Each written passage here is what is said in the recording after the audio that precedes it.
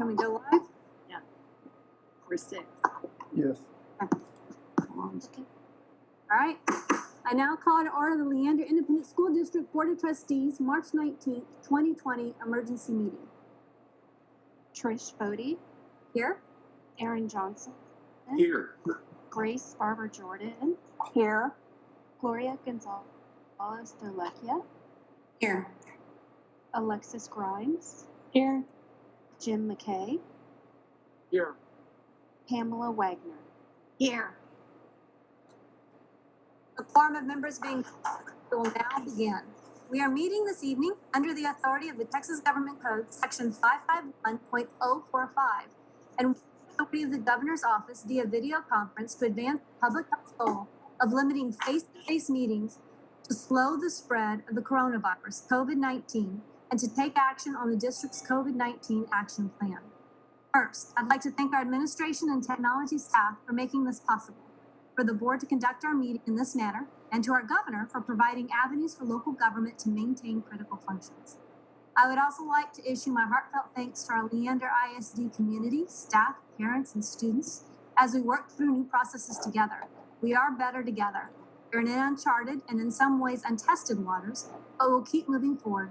And in reality, the foundation is still the same, and the team of 8 is coming together to take items critical for our district and the 42,000 students we serve. Board members and meeting participants, I will now make the tried and true video conference call request to please mute your audio unless you are speaking. This meeting is being live streamed on the LISD website and recorded. The recording will be made available to the public. Additionally, members of the public who seek to exercise their right under state law to address the board on an item on the agenda for tonight's meeting have the ability to do so in the manner listed on the notice for the meeting. Terrence, do we have anyone signed up to speak? No, we do not. Okay. All right. At this time, we will move to the first item on our agenda. Dr. Gary? Thank you, Madam President. And I want to start by thanking the boards for their flexibility in working with us tonight on this remote meeting. This is the first time we've certainly ever tried anything like this, and we're all on, and it appears to be working well. So thank you for your patience. This was a tough road to preparation, not our normal board preparation. So I do appreciate each one of you for your patience and for really the way that you've risen to this crisis and helped respond at such short notice. I also want to say a particular thank you to the team of Laura Lynn and Terrace and Mark Pace, and then all of the other folks who've been working tirelessly behind the scenes to make this particular meeting happen this way, but also just for the work that they've been doing really this whole spring break since Friday to make sure that things are getting ready for our kids as we go into next week. So I just wanted to get those two things out the way. Just a quick update on where we are, and I have several items, so I'm going to go through fairly quickly. Right now, as of this morning, we had 4 identified cases of COVID-19 in Williamson County. There are already 23 cases in Travis County. I want to remind us, though, that those are just the ones we know about, and we know for sure that there are potentially hundreds, if not thousands, of others that we just don't know about yet. And so in Travis County, certainly they're starting to talk about this being community spread, and that it's absolutely critical that we do keep the shutdown as tight as possible to prevent the spread of the virus as much as possible. Really, we know that it's coming and that it's going to spread through our community. What we're trying to do right now is what they call flatten the curve in order to slow down the exponential spread of the virus over time. In fact, make it a little longer in time, but that will really help with our healthcare facilities and in managing the virus over time so that none of our systems get swamped. We have not identified a case yet in our specific community in Leander ISD. We know that we will be notified by the health department should a case be found inside our school district, and we have not had that notification as of this time. As you know, we have suspended classes until at least April 3rd. So that's 2 weeks starting on Monday. Monday was scheduled to be a professional development day for our faculty. We didn't have kids scheduled to come back until Tuesday. However, we will have no interaction in our buildings whatsoever until at least April 3rd. During that week before April 3rd, hopefully by the Thursday, by April 2nd, we will be making an announcement about what will happen for the following week, whether we'll be open on April 6th or whether we will in fact be closed for a further week. We will not make that decision until April 2nd, that Thursday. I want to tell you a little bit about the services that are ongoing as of this time. We are planning to start food service on next week on Monday. And we are planning that at 4 sites, Running Brushy Middle School, Reed Elementary School, Baghdad Elementary School, and River Place Elementary School. We will be feeding any of our students who show up. We are working very closely with the Texas Department of Agriculture and also the USDA. TDA has just announced today that they are going to be allowing us to serve 2 meals at one time. And so the meal service is going to be at lunchtime. We'll be serving them a warm meal at lunch, but at the same time, they'll be able to pick up their breakfast for the next day, so that they don't have to come to the site twice in the day. They'll just be able to pick up both of those meals at the same time. Now, we are using our NutriSlice app that parents are familiar with. We're asking all parents to please give us some notice, if they can, of how many meals they will be picking up ahead of time, so that we can plan, so that we don't over-prepare and waste food at this important time.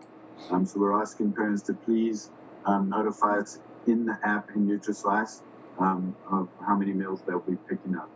We do have a schedule, of course, of our food service workers who will be helping prepare those meals. This will be curbside service only, so we will not be gathering any crowds at any point. We'll just be handing out those meals at the site. We do have a rotation of cabinet members who will be on site, so there will be an administrator on each of those sites, both so I believe we're not serving breakfast anymore, so that'll be just at lunchtime. We'll be serving the breakfast, remember, with the lunch at that time. But we will have administrators on site at those times to make sure that if there's any needs from our community or from our food service, that we'll be able to meet those needs as we go.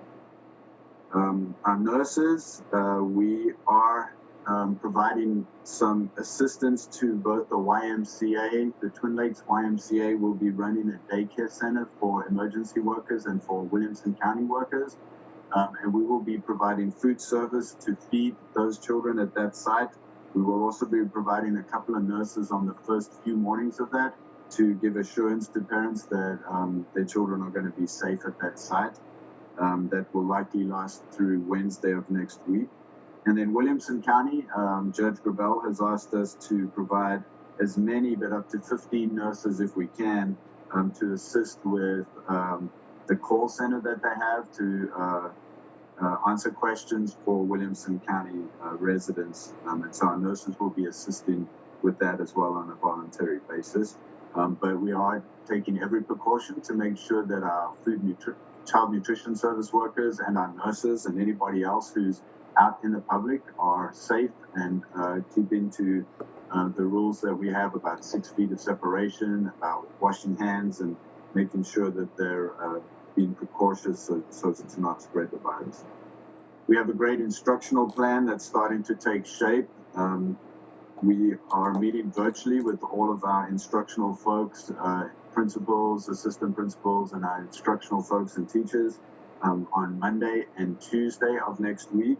And Wednesday, in fact, will also be some planning going on. That is to plan for the instruction that's going to happen in the long term.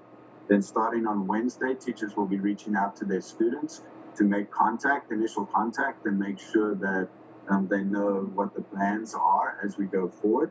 And then we'll be providing instructional opportunities, both high-tech, online, and low-tech, through tools that are already familiar to our students, things like Google Classroom and Seesaw apps and other things like that that our kids and teachers are familiar with. Most of that instruction for this first 2 weeks will be not new material, but rather practice and reinforcement material, things that they've seen already. And so just making sure that we keep the ball rolling on instruction. And then should we be closed for longer than 2 weeks, that's when new instruction will begin. And the instructional team is working very hard right now to make sure that we have the right tools and instruments in order to get that new instruction in the right format as we go forward. We don't have specific details on that yet, but specific details will be coming out as we continue. On the HR side, part of what we're asking the board to do today will be to consider allowing us to continue to pay all of our employees their regular pay over the next 2 weeks and further if necessary. This includes our exempt staff, which is all of our teachers and salaried personnel, administrators, and such. But it also includes our non-exempt staff, which is our hourly staff. They will be paid for their 40 hours a week, should the board approve the resolution that we have today.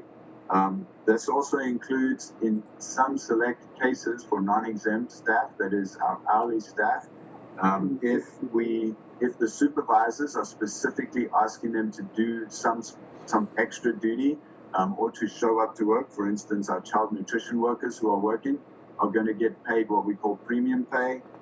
Should the board approve the resolution today, and that premium pay will be at time and a half to differentiate those who are doing actual work as those who are shut down and at home and isolated, who are paying their regular wages. I do want to reiterate the fact that we have closed our facilities entirely in order to stop the spread of the virus, to hope and flatten that curve. And so we have turned off all the card readers. Teachers and other employees do not have access to the facilities.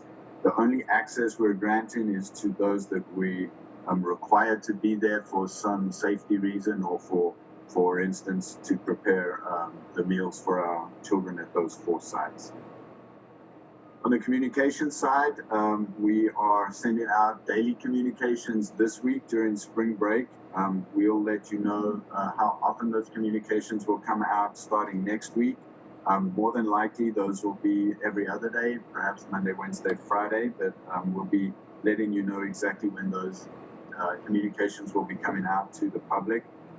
As necessary, if we have important information to share, we're adding those out. We're trying to limit the text messages and the calls and the direct emails as much as possible to just critical information. We do not want to overwhelm our community as we go forward, but when we do have important things, then we are going to send those out via text message, phone calls, and emails directly to our parents. We also have a wellness, mental health wellness and counseling services plan. This is a very stressful time for our students, for our faculty, and for our parents and our families.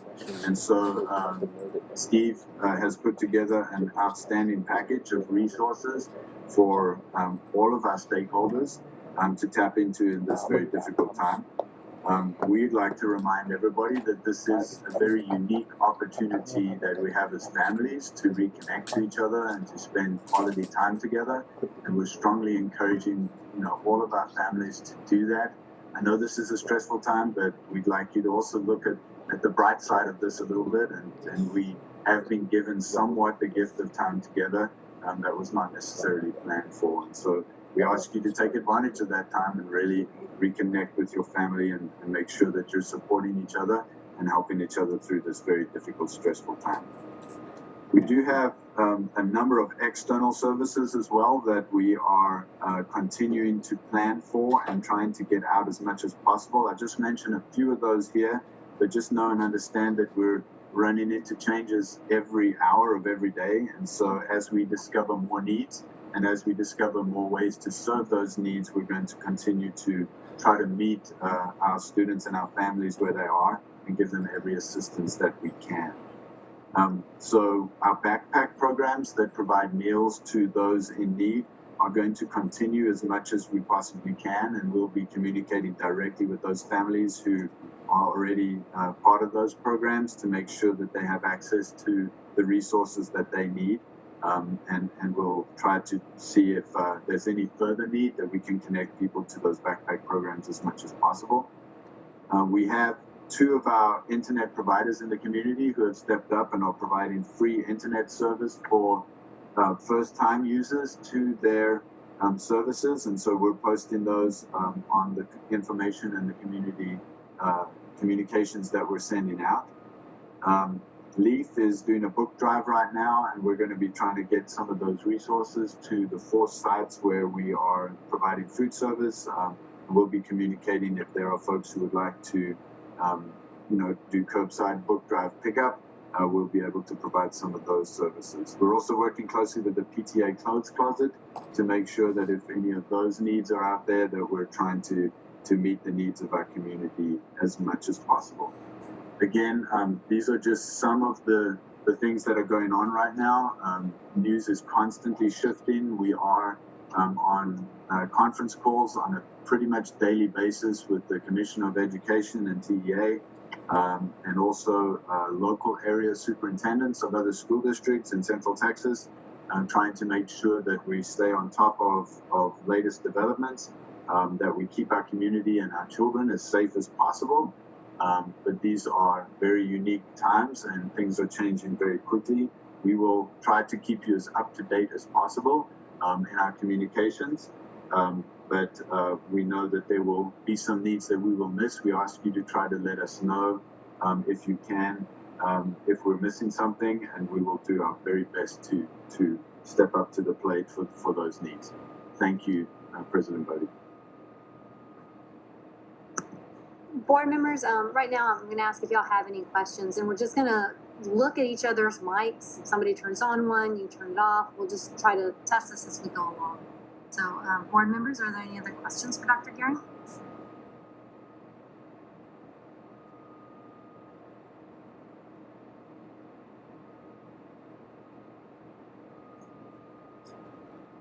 I have one.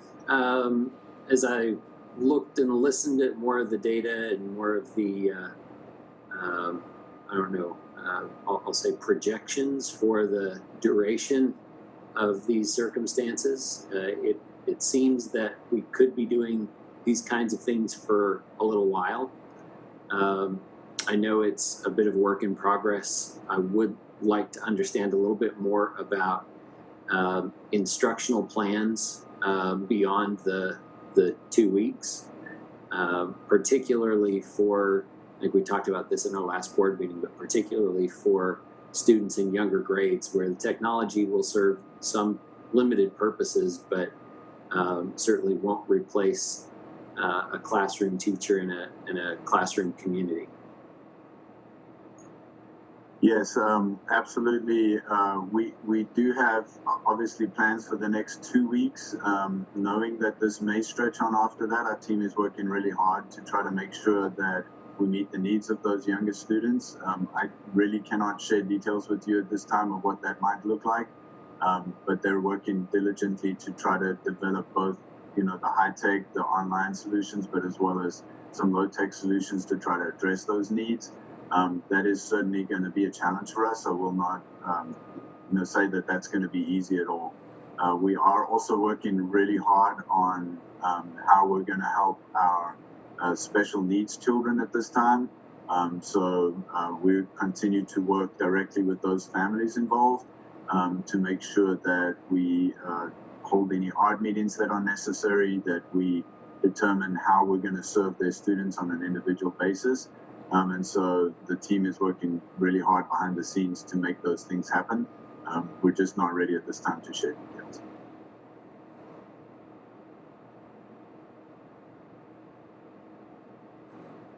I know that we have talked about the nurses being shared among entities.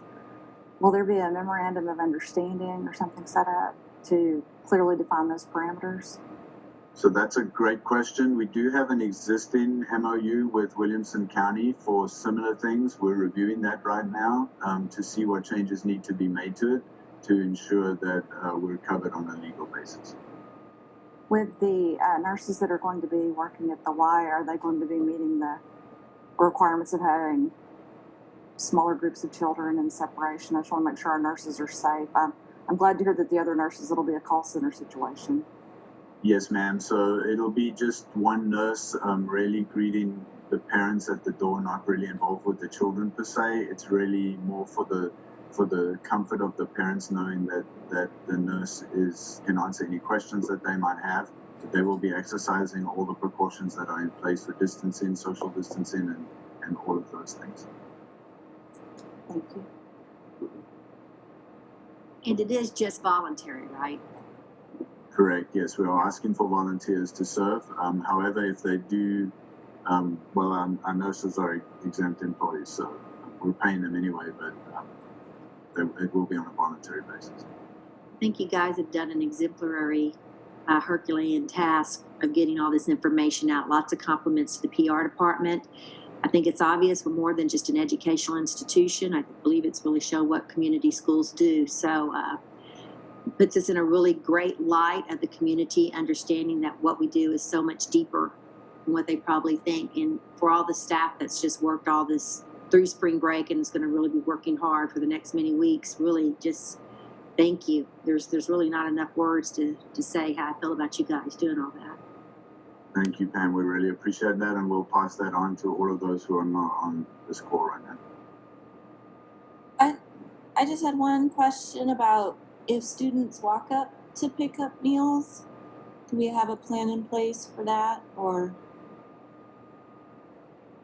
if they're not a car rider, if they don't have the opportunity to have somebody drop them off or come through the car lane?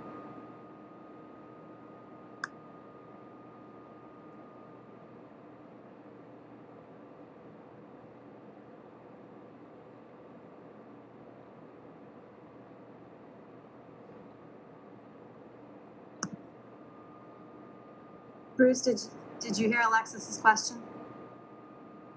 Dr. Gearing? I apologize.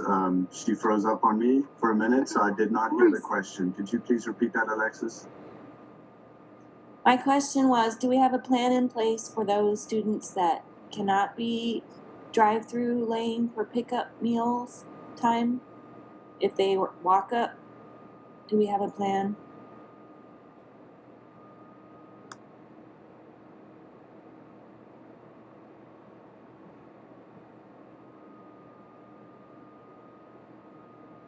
So again, I apologize if you can hear me. I'm having trouble hearing that question. If you can hear me, she wants to know if we have a plan for walk-ups that come to pick up their meals and they're not in a car, they're just walk-ups. Yes, we will treat them as if it's curbside pickup. So we'll be passing out those meals to those who arrive in a car, but also anybody who walks up. Yes. Your system might have slowed down because all the kids got online to play games. That might have happened. Yes, I'm gonna have to go get them off Rock Band. So, Bruce, I have a question. As you can imagine, the questions are going to come up. Trustees are out in we're not out in our community, but we're part of our community. We hear questions. And you had said, well, just send them to you and you'll get them answered. But in this time, we really want to try to streamline and be as efficient as possible. What is the best way that you want trustees to get you questions, and what's a reasonable expectation? Is it just, should we look for our Friday memos? Are you going to try to answer them one at a time? What is your plan on that when we have certain questions? Yeah, I appreciate that. I think Let's Talk might be the best way for us to manage that. I'm not 100% sure. I think Corey's on this call. Corey, if you wanted to jump in on this one. Yeah, so we have continued to run Let's Talk during this time. So we have had people responding. People can go to leanderisd.org/COVID-19 and see our FAQs that we're updating daily, and we're giving personal responses to anybody who does a Let's Talk through that format. Please enjoy the beautiful art behind my left shoulder. President Bodie, in order to answer your question on board member questions, if you'll send those directly to me, we're meeting with our team on a daily basis, and so I can run any questions that you have by the team, and we can get those out in those communications I've been sending to you. I'm trying to do those on a daily basis. I don't always get those to you every day, but we'll make sure that we get questions answered as quickly as possible.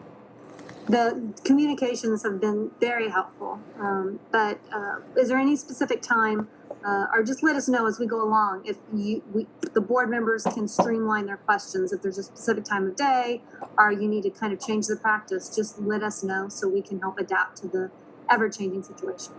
Yeah, I will ask board members, if you email me, my email is blown up, and so if you would rather just text me, even if you want to put it in email, that's fine, but just text me and say I've sent you an email, then I'll go check.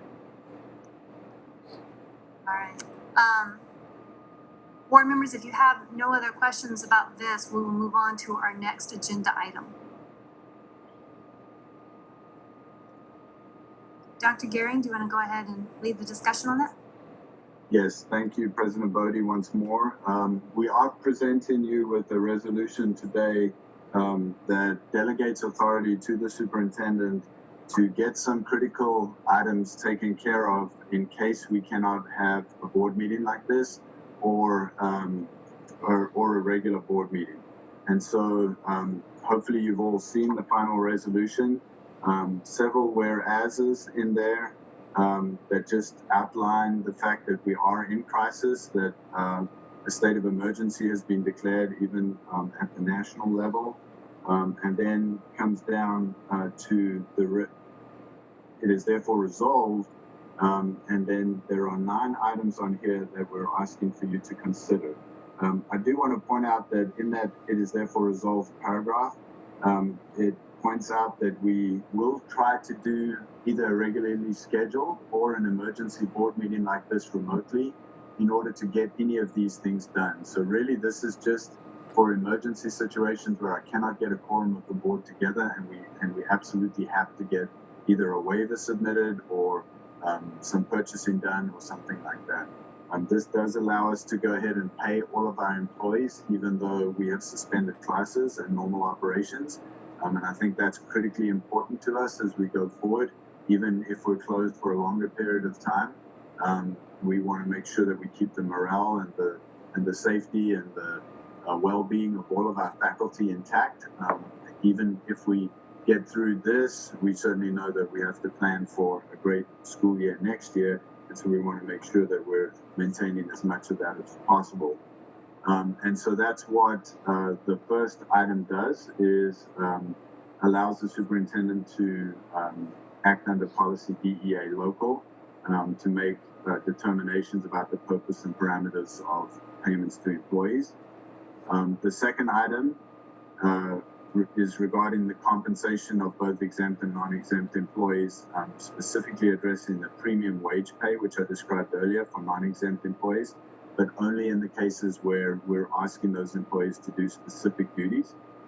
The third item is to address if we need to do anything to the school calendar in terms of days or instructional hours. As you know, we're on instructional minutes, and we're not exactly sure how that's going to play out. The commissioner keeps assuring us that it's not going to be a problem, but we know that these things are changing constantly as we learn new information. So that just gives us the authority to make sure that we can get any of those things taken care of if necessary. The fourth item has to do with leave.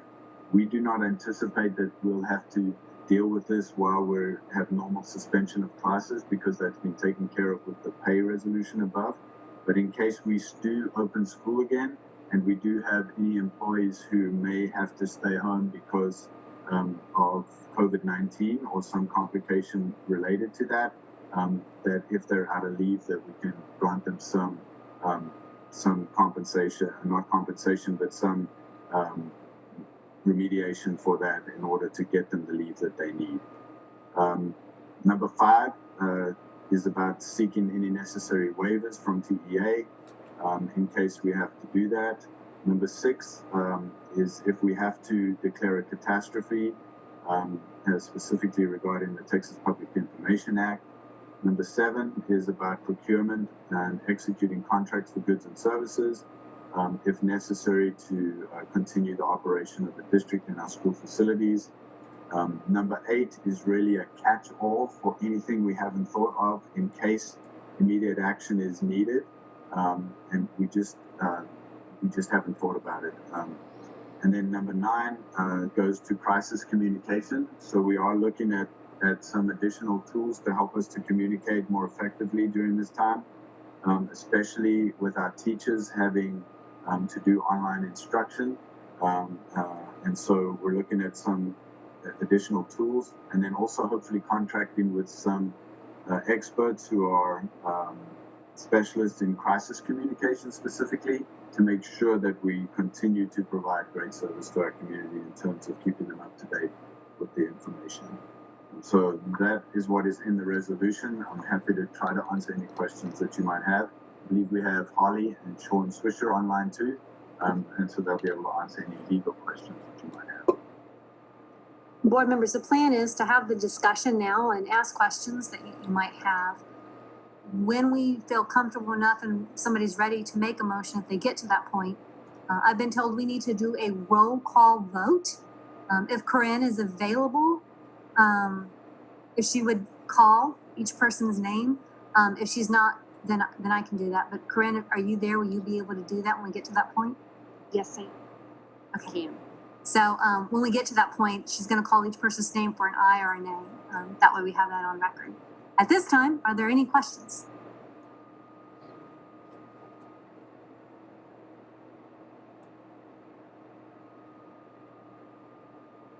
I have I guess a comment. We'll see if it turns into a question or not. I particularly appreciated the included language at the bottom of page 1 in that last paragraph. I think that is particularly important language. It is, frankly, my expectation, even though we may execute this document this evening, that in the current climate, we shouldn't have to use this document. Being able to meet in these circumstances is permitted, of course, and in this manner. And I would expect us to be able to call an emergency meeting without too much difficulty to get a quorum of the board to discuss things as a board should do in normal times. And so my expectation, candidly, is that while we're creating the possibility for the superintendent to exercise these powers, that he won't have to. And I guess I would add, maybe this is the question, Dr. Gearing, if for some reason you needed to use these powers, what would you do to communicate that use or notify the board of the use of these powers outside of a board meeting? Thank you, and it's a great question. To be perfectly frank, I really don't want to have to use any of this authority. It's really just in that totally unforeseen circumstances where it becomes unavoidable for some reason. So I agree with you. I'm so encouraged that we were able to pull this meeting off in this format where we can see each other. It's even better than on the telephone, I believe.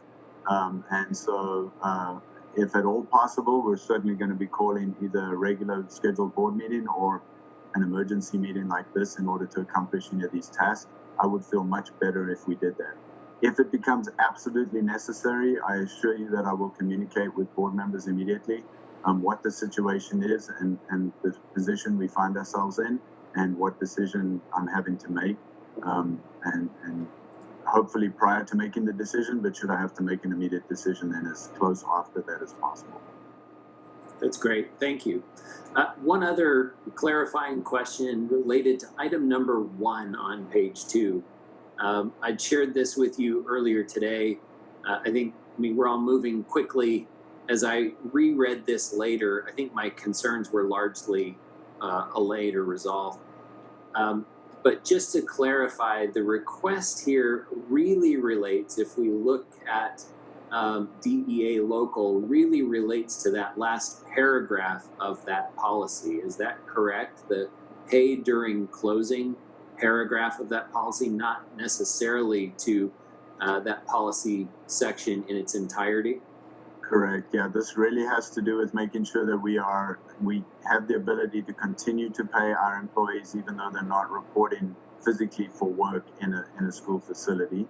And then specifically down at number 2 is about the premium pay for our non-exempt employees who are asking to do specific duties.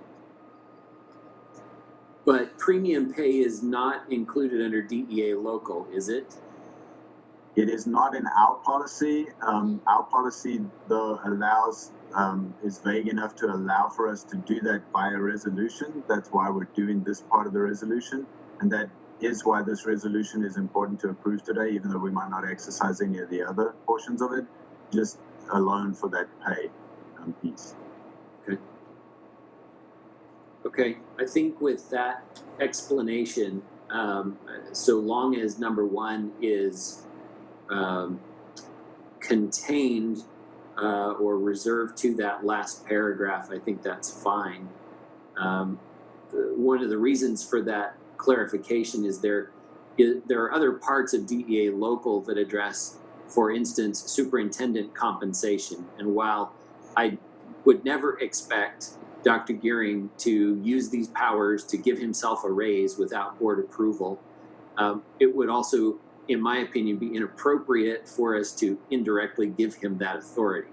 And so I just wanted to clarify that about item number 1 as it relates to that policy section.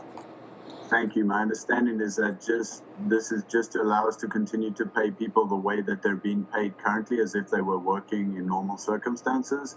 This does not relate at all to increases in pay or anything like that. If we were not to approve this resolution this way, we would have to bring you a separate resolution concerning pay in order to allow us to do that because of the way that DEA local is worded. We don't have the authority under board policy to continue to pay folks under the circumstances that we find ourselves in without a resolution from the board. So either it has to happen in this format or we have to bring a separate resolution to the board.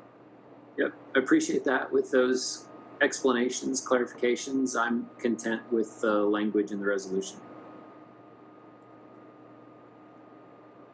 I'm also comfortable with the language in the resolution. Big thank you to our attorneys for drafting the resolution and to our tech staff for getting us set up with the meeting. I do have a concern, though. I know we could have met earlier had we not had the citizen comment requirement for the meeting, for an emergency meeting. And I'm wondering if that's something we need to address at a future board meeting on legislative agenda, because no one could have expected this, that we would be needing to do this. Yeah, I'll just point out that the governor did give us some flexibility on the Open Meetings Act, but this was very specifically one of the things that they did not grant us any leeway on. So we are required to have the citizen comment portion at all board meetings, even these emergency board meetings.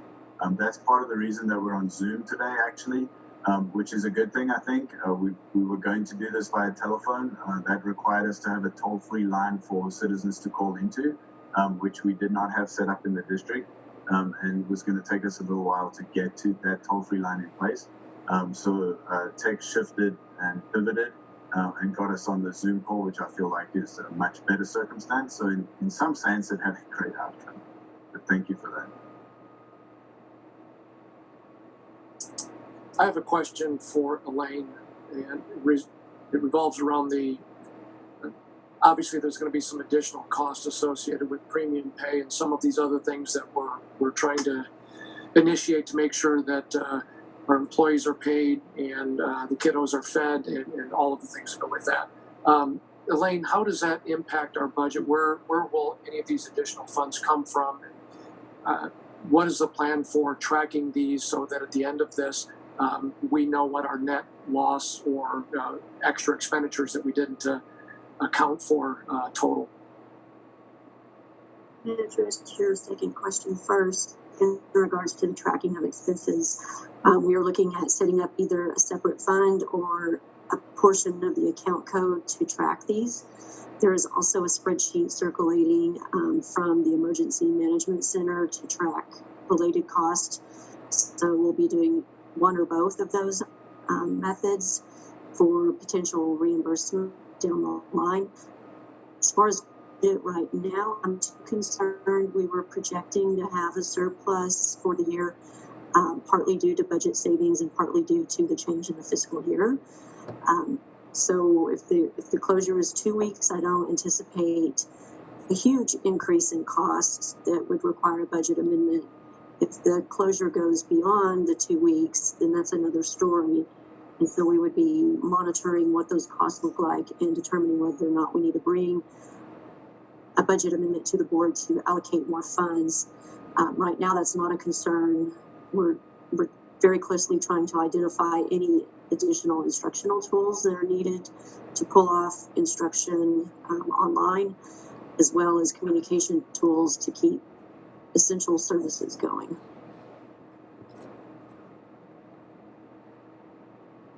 Yeah, I appreciate that for the reimbursement especially, and then just so that at the end of this we have something that we can present to the community should they be interested in how funds were spent and how we were tracking it. So I appreciate that. Thank you. You're welcome. Madam President, if I may, this is Sean. I just had a quick clarification that relates to Aaron's question. While Dr. Gehring is absolutely correct, and I agree with him that we don't want to have him utilize that authority, I do want to make sure that we're all clear that this document is something that has been evolving as we've been going along and trying to make sure we've captured every need, and that the numbers 1 and 2, I think we do intend for him to be able to exert that authority. We want to make sure that everybody on the board is okay with that. Otherwise, we'll need to bring back a separate resolution if that's how you'd like to handle that. I just want to make sure that's clear as you guys are deliberating, because as we walk away, we're hoping to be able to implement 1 and 2 to ensure people remain paid. So I'll have to go back. Let me pull up on the same time. They're about item 1 and 2 are both dealing with the pay that we're trying to make sure our employees all get in this time. And that is what we're going to go ahead and implement right now with passing of this tonight. The other items that are on there, you're saying we're going to, those will be, if we can't get to a board meeting, then we'll have to call, then Dr. Gehring can use those authorities. Is that correct? Yes, ma'am. And if there were some other variation on needing to deal with pay, we would anticipate bringing that back to the board. But we just want to make sure as we walk away from this meeting tonight that we're all under the same understanding that our intent is for him to utilize the authority under number 1 and number 2 for the purposes that we described tonight, which is to ensure that employees are getting paid and to initiate premium pay for the purposes that Dr. Gehring articulated. All right, so board members, given that that tonight when we approve this, we need to know that certain things, I guess, go into effect in different timelines. So 1 and 2 are going to happen immediately. Like Dr. Gehring will go ahead and exercise that authority, and that's what we're asking him to do, to pay those employees, to offer that premium pay, to get that started and in place. But the other items, if I'm correct, and Sean, the other items, if he needs them and cannot call an emergency board meeting or regular board meeting, only then will those be utilized. Yes, ma'am. Okay. Board members, any questions? Yeah, I'm a little puzzled by that explanation, because we're sitting here in an emergency board meeting where we could approve just those things, and instead we're being asked to approve a resolution so that the superintendent can do those things without us reviewing them. But we're right here ready and able to review those things. So I'm not sure I follow the reasoning. Well, initially, we did not have the proviso on the emergency board meeting drafted into this. And so as this document has evolved up to just a couple hours ago, that's just an unintended consequence that 1 and 2 were not stripped out and made separate provisions for the resolution. But in order to timely post notice and I'll be able to still have the meeting on time, that's just, unfortunately, it's just an artifact of that process why this has come to this situation. Sean, is there any, is there any reason why, if Aaron, after thinking about it for a bit, wants to, we could make a motion on 1 and 2 and vote to give the superintendent in the district the authority to do those two things. Let's study the whereas resolution. Let's see. Why we couldn't break those into motions is what If I may, Madam President.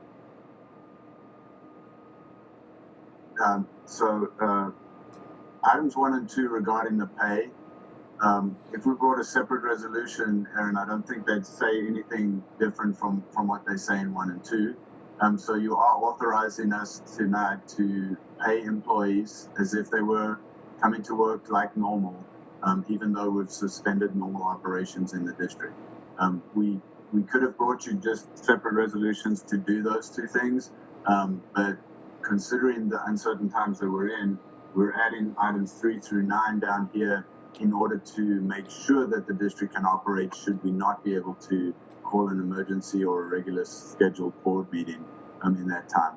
Like I said before, I have no intention of exercising any of that authority unless it becomes absolutely necessary. I'd much rather that we get together like this and have the board make those decisions. That makes me feel a lot more comfortable. That makes the community feel a lot more comfortable. And I have no intention of exercising that authority unless it becomes absolutely necessary. But items 1 and 2 would come to you in the same format.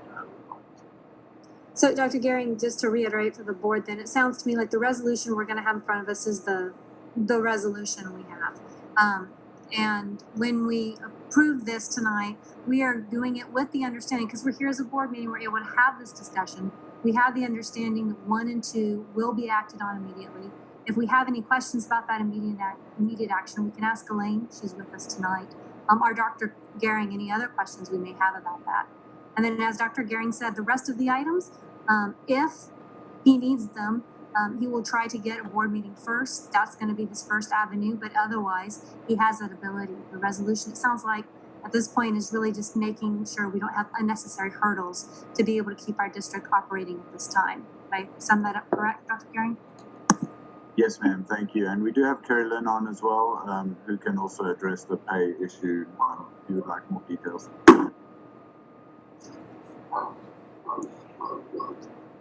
I would like to add, though, that these are uncharted waters, and we've hired a superintendent to make sure our district keeps going. And you don't know, there's only 7 of us. 4 of us could get sick and not be able to have this board meeting. So I really would like us to move forward, get this resolution out. I believe we've asked the questions. We either trust our superintendent and our executive staff to do the right thing, or we don't. I appreciate the questions and the realization that he has more authority without us, but these are very trying circumstances, and I want this district to run and meet these children's needs, even if the board members cannot participate. So I wish I had the resolution in front of me. I'd read it, but I do not. So I'm just saying I'm going to vote for this resolution. I think it was well thought out. I love the revisions we did in it. I think we're doing the best we can with what we have to work with. I don't disagree with Pam. I think my confusion or my frustration is, as I read 1 and 2, there's not a per se proposal in those. We're delegating authority that is vested in the board to the superintendent to do what he chooses to do there. I think the gap for me is there's not a specific characterization of what that thing is in any of the board materials for this meeting. I think we understand what the superintendent intends to do, but that's not been outlined in black and white anywhere, and so I'm just a little puzzled by the approach. I agree. I already indicated my support for the resolution. I'm just a little confused about what is exactly going to happen with 1 and 2 once we've delegated that authority, because the actions haven't been detailed, or I haven't seen that detail. Well, can't we always come in and withdraw the resolution at any time with an emergency board meeting? So if we feel the superintendent is going rogue or we don't like his decisions, we can have Trish call an emergency board meeting. Well, yes, of course that's true. The point though is if the expectation is we have 7 board members, and as far as we know, none of us are sick and can't participate in a board meeting, well, then we ought to use our board members first. But I think he is going to do that. He's not going to do anything unless there's this emergency. I mean, who could have thought this 2 weeks ago? So I don't know what's going to happen tomorrow. Can I maybe clear the air on this? So this week we were closed for spring break. When we don't reach on Monday, we have many hourly employees that are paid based on the hours worked. And so when they are not able to work for the next 2 weeks, their pay would be jeopardized and they would not receive a regular check. And so item 1 and 2 give us the ability to continue paying employees even though they're not able to work, which will continue their health benefits, etc. Without this resolution, we would have to come back and do a retroactive motion or something in order to pay these employees that aren't able to physically work in their normal job.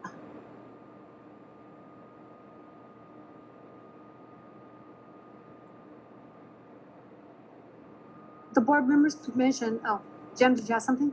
Yeah, I was just going to add, we're approaching this as though this Zoom meeting worked fine, so we can count on this whenever we need it. But the truth is, we don't know that we can count on this. And we also don't know what's going to happen tomorrow, next week, or the week after. We could very well be in a situation where we don't have the ability, and it's not about board members getting sick. There may be technological issues that come into play that all of a sudden we find ourselves in lockdown or quarantine and can't get a quorum, can't have a Zoom meeting. And so I am absolutely comfortable with saying until we get to the other side of this, we have to trust our superintendent to get the job done. And I'm completely comfortable with the fact that we are right now handing him the keys and saying, you know, just make sure there's gas in it when you bring it back, right? But these are difficult times, so I want to make sure that the superintendent has one less hurdle to jump. And once we get a little bit further down the road, I fully expect that we'll have another meeting where we say, all right, we are going to rescind this resolution and go back to business as usual, whatever that new usual looks like. So that's my thought on it.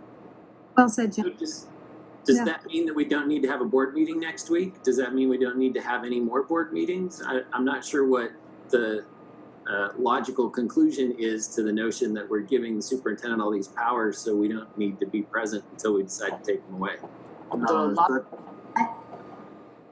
The motion, because I don't see the motion in there, and I see the resolution, and I feel like we can keep talking about this, but I think all of our staff is exhausted. They've been here all day. I think we know what we all want, so I'd love to go ahead and make that motion and us proceed. With board members' permission, I want to make sure, because we're doing this online, and because we're working through technology, of course, I'd like to make sure, I'd like to read the motion, and then Holly can correct me if I'm wrong, but Arshawn, that after I read the motion, if somebody wants to make a motion to adopt the resolution, that is when you would therefore make that motion. Is that correct? Holly, Sean? Yes. Okay. Guys, mute if you're not talking. It's getting feedback. I'll go ahead and read the resolution of the Board of Trustees of Leander Independent School District. Whereas the Leander Independent School District Board of Trustees Board recognizes that officials in Williamson and Travis County have declared an emergency regarding the potential spread of the coronavirus COVID-19, hereafter COVID-19, and that the territory included in Leander Independent School District is within the area where an emergency has been declared. Whereas on March 13th, the governor of the state of Texas declared a statewide emergency, and later that same day, the President of the United States declared a national emergency regarding COVID-19. Whereas the board recognizes that COVID-19 is an unforeseen an unavoidable emergency of urgent public necessity, that the World Health Organization has declared COVID-19 a pandemic, and that additional emergency declarations may follow in the coming days and weeks. Whereas the board has a substantial public interest in protecting the health and safety of its students, staff, and community, and therefore desires to ensure that the school district and community are prepared to the fullest extent possible to protect the health and safety of students, staff, and the community in light of COVID-19. Whereas the board knows our teachers, our life changers, are facing enormous obstacles in the honorable calling of teaching our Leander ISD students. And whereas the board seeks to retain its employees, reduce turnover, increase morale, help employees focus on work-related matters while at work, and facilitate the return to duty of employees if schools are closed, and believes that an additional public purpose exists in doing so. Whereas the board, in a show of solidarity and support of our superintendent, administrative staff, teachers, and all the district's varied support staff, wishes to reduce any unnecessary hurdles to carrying out the critical functions of the district. And whereas the Board of Trustees believes the public purposes described above are fulfilled by efficiently and effectively making certain delegations as described more fully herein to the superintendent to address this ever-changing emergency situation in the best interests of health, safety, and well-being of its students, staff, community, and the citizenship at large. It is therefore resolved that the Board of Trustees of Leander Independent School District finds a substantial public purpose exists in protecting the health and safety of its students, staff, and community, and therefore ensuring that the school district and community are prepared to the fullest extent possible to protect the health and safety of students, staff, and community in light of COVID-19.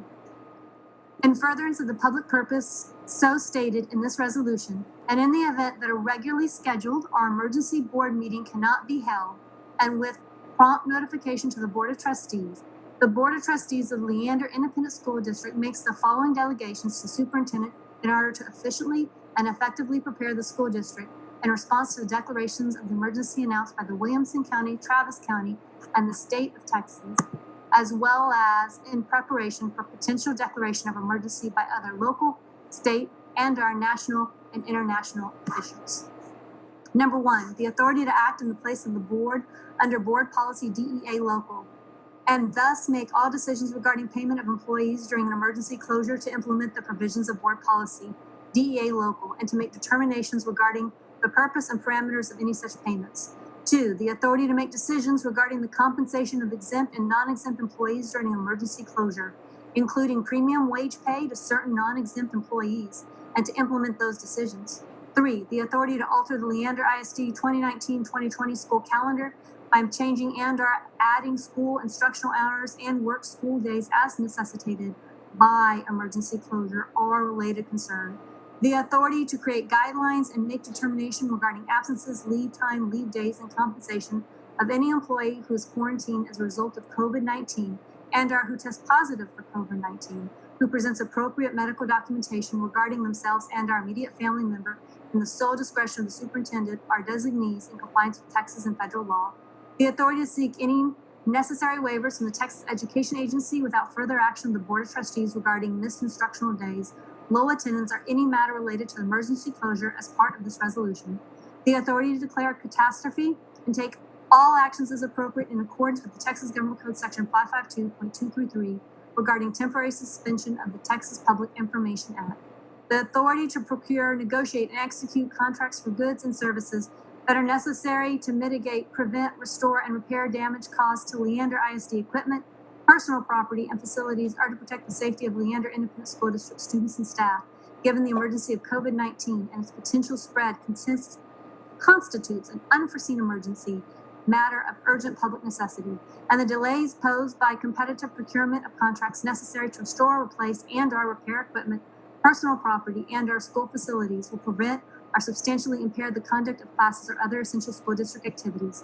In the event other waivers requiring immediate action are needed, the superintendent is authorized to take said action and to apply for those waivers in accordance with guidance and instructions from the national and state authorities and our agencies, and the authority to contact and expend funds on crisis communication assistance if necessary during the course of COVID-19 pandemic crisis.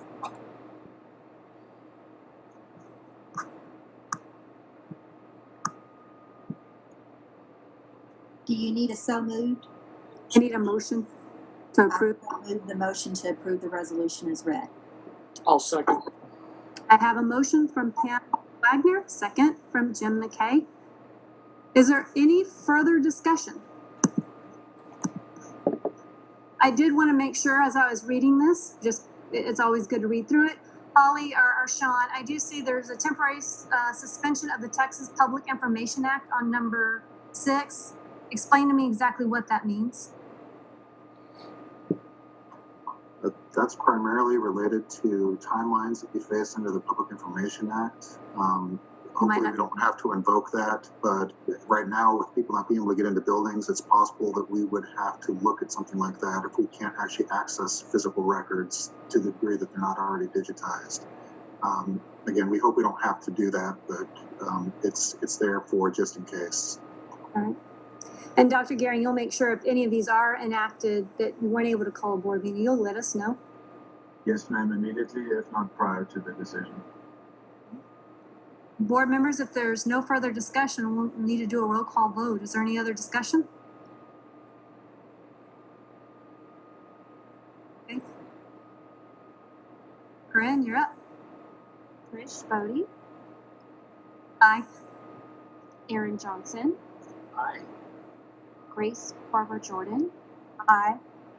Gloria Gonzalez de Palacia, Aye. Alexis Grimes,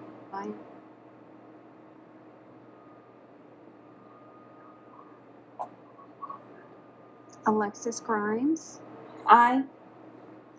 Jim McKay, Aye. Pamela Wagner. Aye. With 7 ayes and no nays, the motion passes. District staff, Dr. Gehring, attorneys, y'all, I saw like earlier resolutions passed by other districts and they were operating and changing times. Some districts didn't know that this opportunity of meeting as a board via video conference or phone was even going to be an option. I really commend our district staff and attorneys for working so hard and quickly to make sure that the process of the Board of Trustees, the vote and the team of 8 is still preserved, but that we also make sure we take care of our district and our employees in this time, and we are prepared for as prepared as we can be.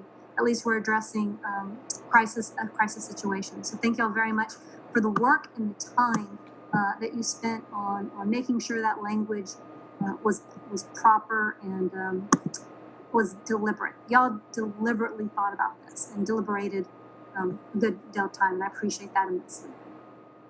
Okay, so Thank you, President Bodie. I just have one further item, if you don't mind. okay. Aaron Johnson mentioned earlier that additional board meetings. We do have a board meeting, a regular scheduled board meeting for next Thursday. And so now that we know that this technology works, we may well do that via a Zoom meeting as well. We do have several items on that agenda that will require approval of the board. Those are different from these kind of emergency kind of items. These are just regular scheduled items to keep the district running. So we will be planning on holding a board meeting next Thursday, but more details will follow about that as we debrief on what happened today. all right. Members and tech team, this turned out to be a much more fluid meeting than actually I had anticipated. So excellent job, everybody, all around. Seeing that there are no requests from members to go into closed, if there's no objection, meeting's now adjourned.